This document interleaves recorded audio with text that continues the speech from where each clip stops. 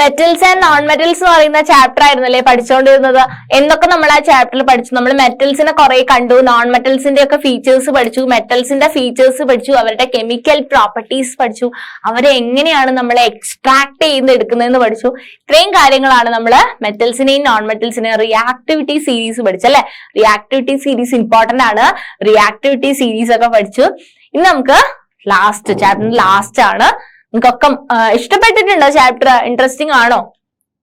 Okay, അപ്പൊ നമുക്ക് ഇനി പഠിക്കാനുള്ളത് കൊറോഷൻ മാത്രമാണ്. കൊറോഷനും കുറച്ച് റിലേറ്റഡ് ടോപ്പിക്കുമാണ് പഠിക്കാനുള്ളത്. സോ എന്താണ് കൊറോഷൻ എന്ന് പറഞ്ഞു കഴിഞ്ഞാല്, നിങ്ങൾ കണ്ടിട്ടുണ്ടോ? നിങ്ങൾ സിൽവർ കളറിലുള്ള സിൽവറിന്റെ സ്പൂണൊക്കെ കണ്ടിട്ടുണ്ടോ? സിൽവറിന്റെ സ്പൂണിലൊക്കെ ഇങ്ങനെ കുറെ സമയത്ത് എന്ത് ചെയ്യും, ഒരു കറുത്ത കളർ വരും കേട്ടോ, ഒരു ബ്ലാക്ക് കളർ വരും. ഓക്കെ, അങ്ങനെ കുറെ എക്സ്പോസ്ഡ് ആയിട്ട് വെക്കുമ്പോൾ, എയറും മോയ്സ്ചർ ഒക്കെ ആയിട്ട് എക്സ്പോസ്ഡ് ആയിട്ട് വെക്കുന്ന സമയത്ത് സിൽവറിന്റെ സ്പൂണും സിൽവറിന്റെ ആർട്ടിക്കിൾസ് ഒക്കെ എന്ത് ചെയ്യാറുണ്ട്, ഒരു കറുപ്പ് കളർ, ഒരു ബ്ലാക്ക് ഷെയ്ഡ് വരാറുണ്ട്. ഓക്കെ, ബ്ലാക്ക് കളർ വരാറുണ്ട്. Silver articles become black after some time when exposed to air. എയറുമായിട്ട് എക്സ്പോസ് ചെയ്തിരിക്കുന്ന സമയത്ത് സിൽവർ ആർട്ടിക്കിൾസിന് ഒരു ബ്ലാക്ക് കളർ വരാറുണ്ട്. This is because it react with sulphur in the air to form. എന്തുകൊണ്ടാണ്? സൾഫറുമായിട്ട് റിയാക്ട് ചെയ്തിട്ടാണ് കേട്ടോ. എയറുമായിട്ട് കോണ്ടാക്ട് വരുന്ന സമയത്ത് എയറിൽ എന്തുണ്ട്? സൾഫർ ഉണ്ട്. With sulphur in the air to form a coating of silver sulphide. Okay, silver സൾഫൈഡിന്റെ ഒരു കോട്ടിംഗ് വരുന്നത് കൊണ്ടാണ് സിൽവറിന് ഈ ബ്ലാക്കിഷ് ആയിട്ടുള്ള ഒരു കോട്ടിംഗ് വരുന്നതെന്നാ പറയുന്നത്. ഓക്കെ, ആൻഡ് നിങ്ങൾ ഇങ്ങനെ കണ്ടിട്ടുണ്ടോ? കോപ്പറിന്റെ ആർട്ടിക്കിൾസിന്റെ മുകളിൽ ഒരു പച്ച കളർ കണ്ടിട്ടുണ്ടോ? കോപ്പറിന്റെ ചെമ്പിന്റെ സാധനത്തിന്റെ മുകളിലൊക്കെ ഒരു പച്ച കളർ കണ്ടിട്ടുണ്ടോ? പച്ച. Okay, copper react with moist carbon dioxide. മറ്റേത് സൾഫർ ആയിട്ടായിരുന്നു, ഇതെന്താണ്? എയറിലുള്ള കാർബൺ ഡൈ ഓക്സൈഡുമായിട്ട് കോപ്പർ റിയാക്ട് ചെയ്യും. And slowly loses shiny brown surface അല്ലെ, അതിന്റെ ഷൈനി അപ്പിയറൻസ് ഒക്കെ പോയിട്ട് and gains a green coat ആണ് കിട്ടുന്നുണ്ടാവുക. Okay, and gains a green coat. This green substance is basic copper carbonate. അപ്പം കാർബൺ ഡൈ ഓക്സൈഡുമായിട്ട് റിയാക്ട് ചെയ്തിട്ട് കോപ്പർ അതിന്റെ കാർബണേറ്റ് ആയിട്ട് മാറുകയാണ്. അതാണ് ഈ പച്ച കളറില്, നല്ല ബ്രൗൺ കളറിൽ ഇരുന്ന കോപ്പർ എന്തായിട്ട് മാറി? പച്ച കളറായിട്ട് മാറി. അപ്പൊ കോപ്പറിന് കൊറോഷൻ ഉണ്ടായി അല്ലെ. ആൻഡ് നിങ്ങൾ അയണിന്റെ കണ്ടിട്ടുണ്ടോ? അയണിന്റെ ആർട്ടിക്കിൾസ് ഒക്കെ ലൈക്ക് സൈക്കിളിന്റെ പാർട്ടൊക്കെ അയൺ കൊണ്ടുണ്ടാക്കിയിരിക്കുന്ന പോർഷൻസ് ഒക്കെ തുരുമ്പിക്കും അല്ലെ. ഇരുമ്പ് തുരുമ്പ് പിടിക്കുന്നുണ്ട് അല്ലെ. നല്ല ഷൈനിങ് ആയിട്ടുള്ള ഇരുമ്പ് എന്തായിട്ട് തുരുമ്പ് പിടിക്കുകയാണ് അല്ലെ. തുരുമ്പിന്റെ ഫോമിലേക്ക് മാറുന്നു. ഒരു ബ്രൗണിഷ് ഡെപ്പോസിഷൻ വരികയാണ് ഷൈനി ആയിട്ടുള്ള അയണിന്റെ മുകളിൽ. എന്തുകൊണ്ടായിരിക്കും? ആ അറ്റ്മോസ്ഫിയർ ആയിട്ട് കോണ്ടാക്ട് ചെയ്യുക. എന്തോ ആയിട്ട്? എയറിൽ എന്തുണ്ട്? മോയ്സ്ചർ ഉണ്ട് അല്ലെ. അപ്പം ഓക്സിജൻ ഉണ്ട്, മോയ്സ്ചർ ഉണ്ട്. അപ്പൊ മോയ്സ്ചറുമായിട്ട് അയൺ കോണ്ടാക്ട് വന്നിട്ട് എന്താ സംഭവിക്കുന്നത്? തുരുമ്പ് പിടിക്കും. Coating of a brown flaky substance, അതിനാണ് നമ്മള് റസ്റ്റിംഗ് എന്ന് പറയുന്നത്. അപ്പം ഇരുമ്പ് എന്ത് പിടിച്ചു? ഇരുമ്പിന് എന്ത് പിടിച്ചു? തുരുമ്പ് പിടിക്കുന്നു അല്ലെ. ഓക്കെ, സോ ഇതാണ്. അപ്പം ആദ്യമൊക്കെ കേസ് നമ്മൾ പഠിച്ചത്, ആദ്യമൊക്കെ പഠിച്ചത് സിൽവറിൻ്റെത് കണ്ടു, കോപ്പറിനാണെങ്കിൽ പച്ച കളർ കണ്ടു, പിന്നെ അയൺ, റസ്റ്റിംഗ് ഓഫ് അയൺ എന്നാണ് അതിന് പറയുന്നത്. ഇരുമ്പ് തുരുമ്പ് പിടിക്കുന്നതിന് നമ്മള് റസ്റ്റിംഗ് ഓഫ് അയൺ എന്നാ പറയുന്നത് കേട്ടോ. റസ്റ്റ് ആണ് ഫോം ചെയ്യുന്നത്. ആ പ്രോസസ്സിനെ നമ്മള് റസ്റ്റിംഗ് ഓഫ് അയൺ എന്നാണ് പറയുന്നത്. ഓക്കെ, റസ്റ്റിംഗ് ഓഫ് അയൺ എന്നാണ് പറയുന്നത്. ഇനി take 3 test tubes and place clean iron nails in each of them. 3 test tube എടുക്കണം. Take 3 test tubes and place clean iron nails in each of them. Label these test tubes A, B and C. Pour some water in test tube A and cork it. അപ്പൊ നമ്മള് 3 test tube എടുക്കണം. A, B, C ആയിട്ടുള്ള 3 test tube എടുക്കണം. എന്നിട്ട് നമ്മൾ അതിനെ label ചെയ്യണം. എന്നിട്ട് എന്റെ അകത്ത് നമ്മൾ കുറച്ച് വെള്ളം ഒഴിക്കണം. എന്നിട്ട് നമ്മൾ അതിനെ അടച്ചു വെക്കണം.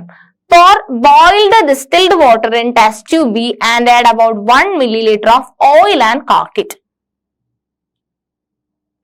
ഈ ടെസ്റ്റ് ട്യൂബിന്റെ അകത്തൊക്കെ നമ്മൾ അയൺ നെയിൽസ് ഇടണം. എന്നിട്ടാണ് ചെയ്യേണ്ടത് കേട്ടോ. അയൺ നെയിൽസ് ഇട്ടതിന് ശേഷം നമ്മൾ എന്ത് ചെയ്യണം? ലേബൽ ചെയ്തിട്ട് ആദ്യത്തിനകത്ത് കുറച്ച് വെള്ളം ഒഴിച്ചിട്ട് അത് അടച്ചു വെക്കുക. അപ്പം A ടെസ്റ്റ് ട്യൂബിൽ എന്താ ഉള്ളത്? അയൺ നെയിലും വെള്ളമാണ് ഉള്ളത്. രണ്ടാമത്തെ ടെസ്റ്റ് ട്യൂബിൽ അയൺ നെയിലുണ്ട്, ബോയിൽഡ് ഡിസ്റ്റിൽഡ് വാട്ടർ ഉണ്ട്. എന്നിട്ട് നമ്മള് അതിന്റെ ടോപ്പിൽ കുറച്ച് ഓയിലും കൂടി ഒഴിച്ചിട്ട് അടച്ചു വെക്കും. Oil will float on water and prevent the air from dissolving the water. അപ്പം ഓയിൽ വരുന്ന സമയത്ത് ടോപ്പിൽ ഓയിലും അതിന്റെ ഡെൻസിറ്റി ബേസിസിൽ ഓയിലും മേലെ പോയി ടോപ്പിൽ പോയി നിൽക്കും അല്ലെ, ഓയിൽ ടോപ്പിൽ പോകും. അപ്പം എയറുമായിട്ടുള്ള കോണ്ടാക്ട് അവിടെ പോയി. എന്നിട്ട് കുറച്ച് anhydrous calcium chloride. Calcium chloride എന്താണ്? സിമ്പിള് CaCl2 ആണ് അല്ലെ. അപ്പം put some anhydrous calcium chloride in test tube C and cork it. Anhydrous calcium chloride will absorb the moisture if any from the air. അപ്പം അൻഹൈഡ്രസ് calcium chloride എന്തിനു വേണ്ടിയിട്ടാ use ചെയ്യുന്നത്? അൻഹൈഡ്രസ് calcium chloride എയറിന്റെ അകത്ത് എന്തെങ്കിലും moisture ഒക്കെ ഉണ്ടെങ്കിൽ അതിനെ അബ്സോർബ് ചെയ്യാണ് ചെയ്യുക. Okay, anhydrous calcium chloride in test tube C and cork it. Anhydrous calcium chloride will absorb the moisture of any from the air. Leave these test tubes for a few days and then observe. എന്നിട്ട് നമ്മള് എന്ത് ചെയ്യും? ഈ test ട്യൂബിനെ കുറച്ച് ദിവസം അവിടെ വെക്കും. എന്നിട്ട് കുറച്ച് ദിവസം കഴിഞ്ഞിട്ട് എന്തൊക്കെ ചേഞ്ചസ് ആണ് സംഭവിച്ചിട്ടുള്ളതെന്ന് നമ്മൾ ഒബ്സർവ് ചെയ്യും. ഇതാണ് പറഞ്ഞിട്ടുള്ള റിയാക്ഷൻ. അപ്പൊ ഒന്നുമില്ല, ആദ്യത്തെ ടെസ്റ്റ് ട്യൂബിൽ നമ്മളൊരു എന്താ ചെയ്യുന്നത്? വെള്ളം എടുത്തിട്ടുണ്ട്, വെള്ളമുണ്ട്, അതിനകത്ത് നമ്മൾ ആണി ഇട്ടിട്ട് അടച്ചു വെക്കും. അപ്പൊ ഇവിടെ എന്തുണ്ട്? ഇവിടെയൊക്കെ എയർ ഉണ്ട് അല്ലെ, ഇതിന്റെ മേലെയൊക്കെ എയർ ഉണ്ട്, അത് നമുക്കറിയാം, അവിടെ വെച്ചു. രണ്ടാമത്തേൽ എന്താ ചെയ്തത്? നമ്മൾ വെള്ളം എടുത്തു, ഡിസ്റ്റിൽഡ് ആയിട്ടുള്ള ബോയിൽഡ് ആയിട്ടുള്ള ഡിസ്റ്റിൽഡ് വാട്ടർ എടുത്തു, ആണി ഓൾറെഡി ഇവിടെ ഉണ്ട്, നമ്മൾ കുറച്ച് ഓയിലിന് ടോപ്പിൽ അപ്ലൈ ചെയ്തു, അടച്ചു കുറെ ദിവസത്തേക്ക് വെച്ചു. മൂന്നാമത്തെ നമ്മള് അൻഹൈഡ്രസ് കാൽഷ്യം ക്ലോറൈഡ് വെച്ചു ആൻഡ് ഇവിടെ അയൺ നെയിലും ഇട്ടു. ഇതിനകത്ത് വെള്ളം ഒന്നും ഒഴിക്കുന്നില്ല. ഈ അൻഹൈഡ്രസ് കാൽഷ്യം ക്ലോറൈഡ് എന്താ ചെയ്യുക? ഈ ഇവിടെയുള്ള എയറിലുള്ള മോയ്സ്ചർ കണ്ടന്റ് മുഴുവൻ അബ്സോർബ് ചെയ്യാണ് ചെയ്യുക. ഓക്കെ, സോ ഇതിനകത്ത് നിൽക്കുമ്പോൾ നമ്മൾ കുറച്ച് ദിവസം കഴിഞ്ഞിട്ട് ഒബ്സർവ് ചെയ്യുന്ന സമയത്ത് ഈ നെയില് എന്ത് പിടിച്ചിട്ടുണ്ടാവും? റസ്റ്റിംഗ് സംഭവിച്ചിട്ടുണ്ടാവും. ഓക്കെ, ഇത് തുരുമ്പ് പിടിച്ചിട്ടുണ്ടാവും. പക്ഷെ ഈ നെയിലിന് അറ്റ്മോസ്ഫിയറിലെ എയറുമായിട്ട് കോണ്ടാക്ട് ഉണ്ടോ? ഇല്ല അല്ലെ. അപ്പൊ നെയിൽ അവിടെ തന്നെ ഉണ്ടാവും. ഇതിന് മോയ്സ്ചറായിട്ട് എന്തെങ്കിലും കോണ്ടാക്ട് വരുന്നുണ്ടോ കാൽഷ്യം ക്ലോറൈഡ് ഉള്ള ടെസ്റ്റ് ട്യൂബില്? ഇല്ല. അപ്പം എയറുമായിട്ട് കോണ്ടാക്ട് വരുന്ന ടെസ്റ്റ് ട്യൂബ് ഇതാണ്, A ടെസ്റ്റ് ട്യൂബ് ആണ്. അതിന് തുരുമ്പ് പിടിച്ചിട്ടുണ്ടാവും. ഇതാണ് നമ്മുടെ ഫൈൻഡിങ് എന്ന് പറയുന്നത്. Okay, you will observe that iron nails rest in test tube A but they do not rest in test tubes B and C. In the test tube A, the nails are exposed to both air and water. അല്ലെ, എയറുമായിട്ടും exposure ഉണ്ട്, വാട്ടറുമായിട്ടും exposure ഉണ്ട് ഫസ്റ്റത്തെ test ട്യൂബിന്.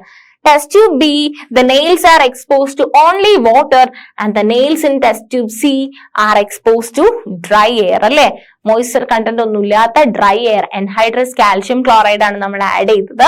അപ്പൊ അത് മോയ്സ്ചറിനെ absorb ചെയ്യുന്ന substance ആണ്.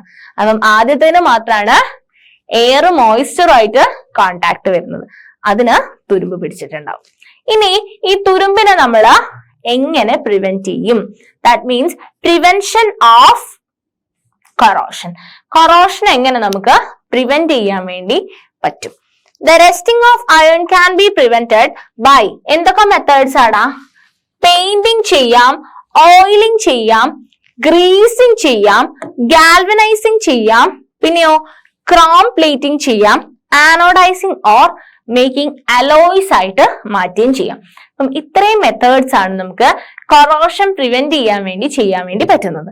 Okay, galvanisation എന്ന് പറഞ്ഞാൽ എന്താണ്? ഗാൽവനൈസേഷൻ നിങ്ങൾ കുറെ കേട്ടിട്ടുണ്ടാവുമല്ലോ.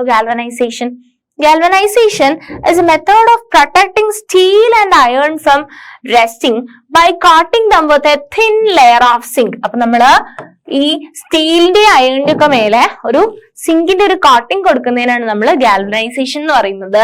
The galvanized article is protected against rusting even if the zinc coating is broken. നമ്മളൊരു സിങ്കിന്റെ കോട്ടിംഗ് കൊടുത്തു, ഇനി അത് പോയി കഴിഞ്ഞു കഴിഞ്ഞാൽ അത് പ്രൊട്ടക്ട് ചെയ്തോളും. സോ അതാണ് ഗാൽവനൈസേഷൻ എന്ന് പറയുന്നത്. നെക്സ്റ്റ് നമുക്ക് പഠിക്കാനുള്ളത് അലോയിങ് എന്താണെന്നാണ് ടെക്സ്റ്റിൽ പറയുന്നത്. അലോയിങ് എന്ന് പറയുന്നത് is a very good method of improving the properties of a metal. We can get the desired properties by this method. For example, iron is the most widely used metal. അപ്പം നമ്മൾ ലോഹസങ്കരങ്ങളാക്കി മാറ്റിവെക്കും അല്ലെ, alloys ആക്കി മാറ്റിവെക്കും. അതായത് mixture of metals ആണ് അല്ലെ alloys എന്ന് പറയുന്നത്. But it is never used in its pure state. This is because pure iron is very soft and stretches easily when hot. അപ്പൊ നമ്മളത് പ്യുവർ സ്റ്റേറ്റ് ഓഫ് അയണിലല്ല ചെയ്യുന്നത്. ഓക്കെ, അല്ല പ്യുവർ അയണിന്റെ കാര്യത്തിൽ എന്താ പ്രശ്നം? പ്യുവർ അയൺ ആണെങ്കിൽ ഭയങ്കര സോഫ്റ്റ് ആയിട്ടുള്ളതാണ്, നമ്മൾ ചൂടാക്കുമ്പോൾ തന്നെ എന്തായി പോകും, സ്ട്രെച്ച് ആയി പോകുന്നതാണ്. But if it is mix with a small amount of കാർബണുമായിട്ട് 0.05% ഭയങ്കര കുറവ് എമൗണ്ട് ഓഫ് കാർബണുമായിട്ട് മിക്സ് ചെയ്യുന്ന സമയത്ത് അത് അയൺ ഭയങ്കര ഹാർഡും സ്ട്രോങ്ങും ആയിട്ട് മാറും. ഫോർ സ്മെൽറ്റിംഗ് ദ പ്രൈമർ, അപ്പൊ നമ്മൾ എന്താ ചെയ്യുന്നത്?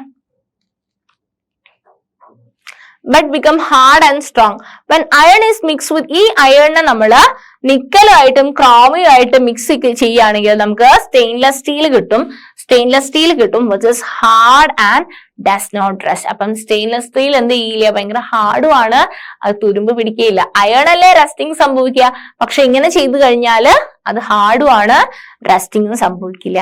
thus if iron is mixed with some other substance its properties change. അപ്പം അയൺ എന്ന് പറയുന്ന സാധനം വേറൊരു സാധനത്തുമായിട്ട് മിക്സ് ചെയ്ത് കഴിഞ്ഞാൽ അയണിന്റെ പ്രോപ്പർട്ടീസ് എന്ത് ചെയ്യും, ചേഞ്ച് ചെയ്യും. അയൺ ആയിട്ടല്ല പിന്നെ എക്സിസ്റ്റ് ചെയ്യാം.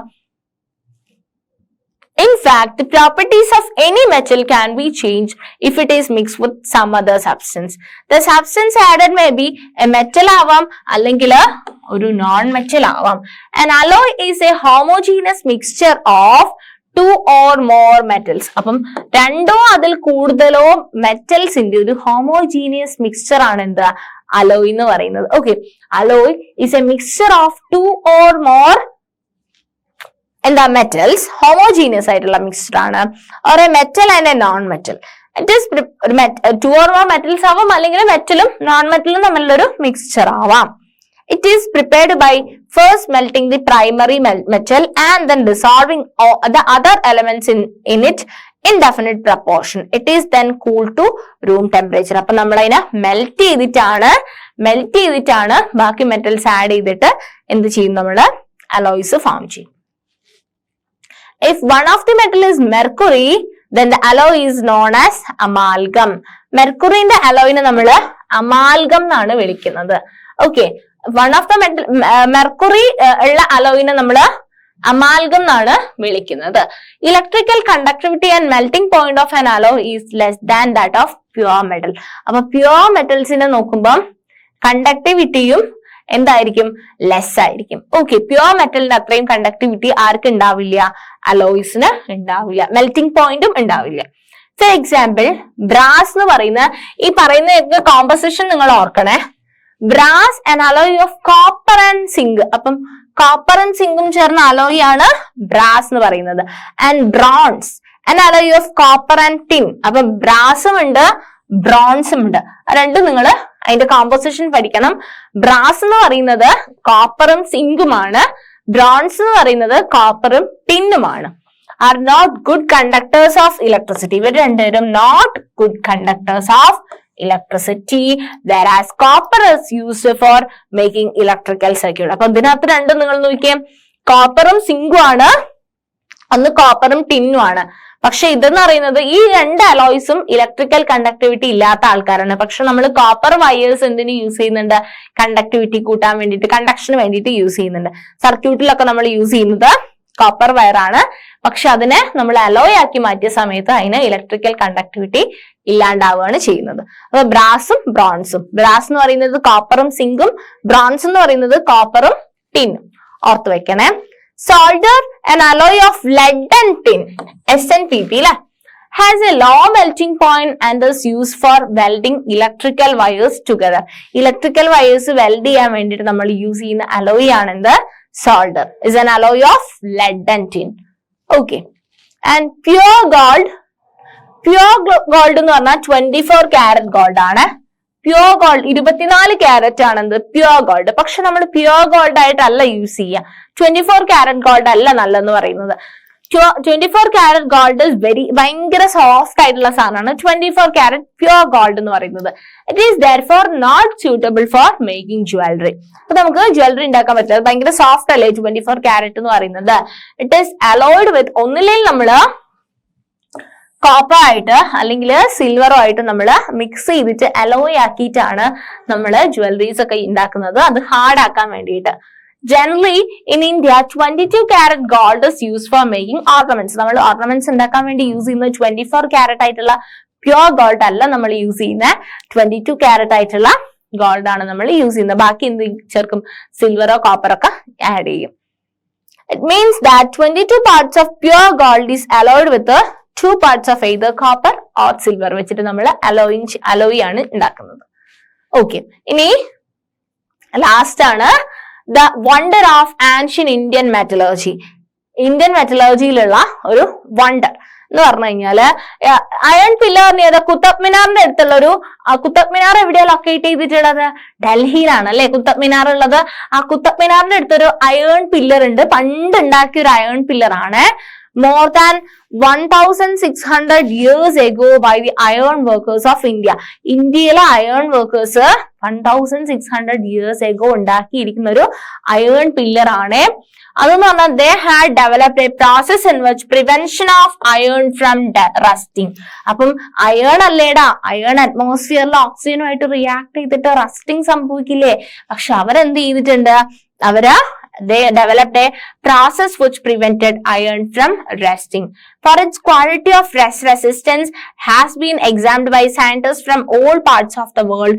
The iron pillar is 8 meter high and weighs 6 tons അല്ലെങ്കിൽ 600 kilogram വെയിറ്റ് ഉള്ള ഒരു അയൺ പില്ലർ ആണ് ഉണ്ടാക്കിയിട്ടുള്ളത്. അവരതിന് റസ്റ്റിംഗ് പ്രിവെന്റ് ചെയ്യാൻ വേണ്ടിയിട്ട് ഒരു ടെക്നിക് ഒക്കെ അവര് അഡോപ്റ്റ് ചെയ്തിട്ടുണ്ട് അന്നത്തെ ആൾക്കാർ, 1600 years ago ഉള്ള ആൾക്കാർ. സോ ഇത്രയാണ് നമ്മൾ ഈ ചാപ്റ്ററിൽ മെറ്റൽസ് ആൻഡ് നോൺ മെറ്റൽസ് എന്ന് പറയുന്ന ചാപ്റ്ററിൽ നമ്മൾ പഠിക്കുന്നത്. അപ്പൊ നമ്മുടെ ചാപ്റ്റർ കഴിഞ്ഞു. നമ്മൾ ഈ ചാപ്റ്ററിനകത്ത് എന്തൊക്കെ കാര്യങ്ങളാ പഠിച്ചതെന്ന് നിങ്ങൾക്ക് ഓർമ്മയുണ്ടോ? ചാപ്റ്ററിനകത്ത് എന്തൊക്കെ കാര്യങ്ങളാ പഠിച്ചതെന്ന് നിങ്ങൾക്ക് ഓർമ്മയുണ്ടോ?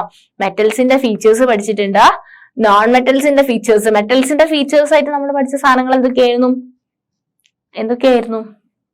High melting point, boiling point, പിന്നെന്താ conductivity, electrical conductivity.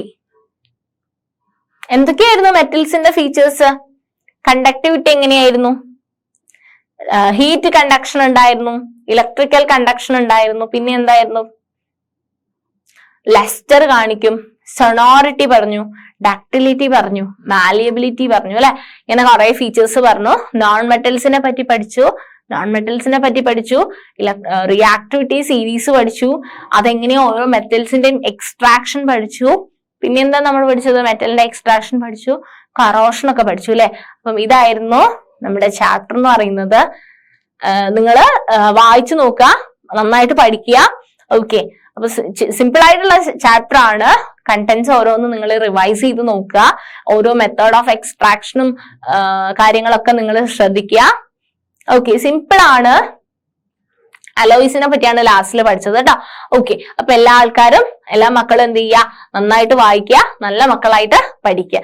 Okay, thank you.